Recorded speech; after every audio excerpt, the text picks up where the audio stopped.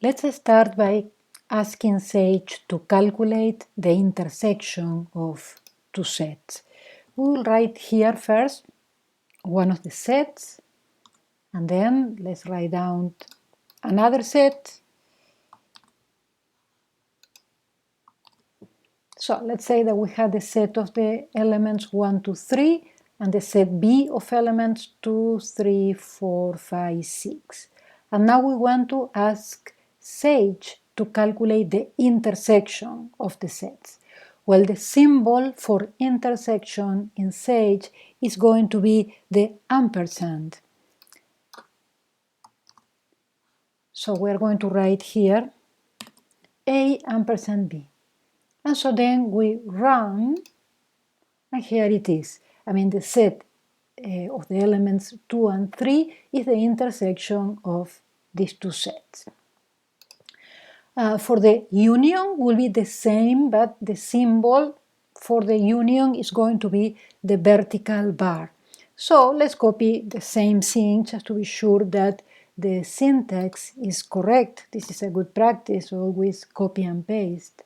But now, instead of doing the intersection, we want to do the union. So the vertical bar, that is going to be the union. And now we run, and here it is. This set then is the union of these two sets. Let's calculate now, for instance, the difference, another of the operations we learned. So let's copy and paste. But now the syntax is going to be a little different. So it's going to be actually this. In order to calculate A minus B, we are going to write A dot difference B. And now we run it. And that is the difference, right? Which is all the elements that are in A and are not in B. So in this case, the only element that satisfies that is 1. Okay, so this is then the syntax for the intersection. This is the syntax for the union, and this is the syntax for the difference. So now let's see how to calculate just the cardinality of a set. For that, we want to write the set not with this notation, with the notation of set, but we are going to write it as a list. So we are going to write the set A instead of braces. We are going to put here brackets.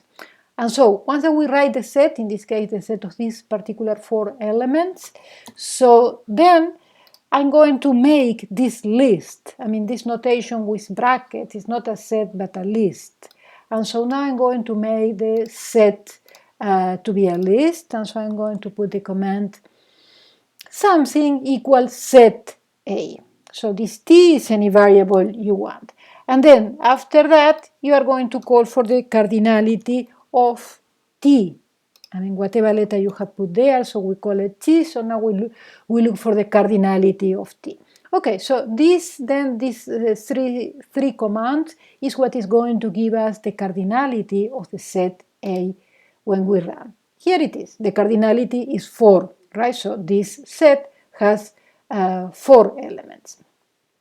So now the other 2 operations that we have seen, the Cartesian product and the power set, both are going to be given also by this notation as lists, not as set. So I'm going to write again the sets now, but as lists, meaning with brackets, right? These were the 2 sets that we had before.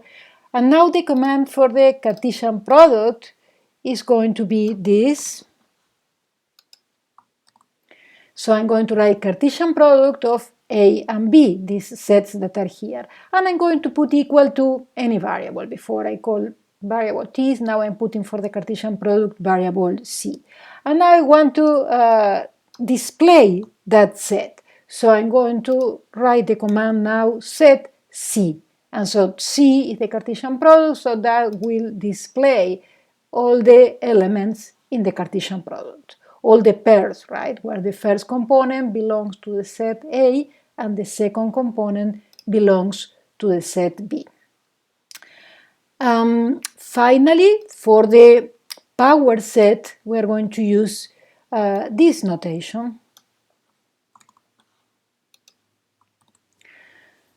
So if we want to calculate the power set of 1 to 3, so we're going to write 1 to 3 as a list with brackets, and so the command is going to be subsets in order to obtain the power set.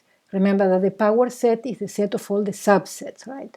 And so we call it this S, so you can call whatever variable you want here, but then we put as before the command for the set. Now it's going to be set S, because this is the variable here, and that should give us the power set. Let's run it, and here is the power set of 1 to 3. I mean, all the subsets of 1 to 3. Here we have the empty set, the set of the element just 1, just 2, just 3, the set of 1, 2, 1, 3, and the set of 1 to 3. And in any of these two, the Cartesian product or the subsets, we can also calculate, if we want, the cardinality. So let's write again, how do we calculate the cardinality? We put whatever set we want, in this case the set is cardinality, and so let's run it again, and then we get that the cardinality is 8. The number of elements in this set is 8 elements.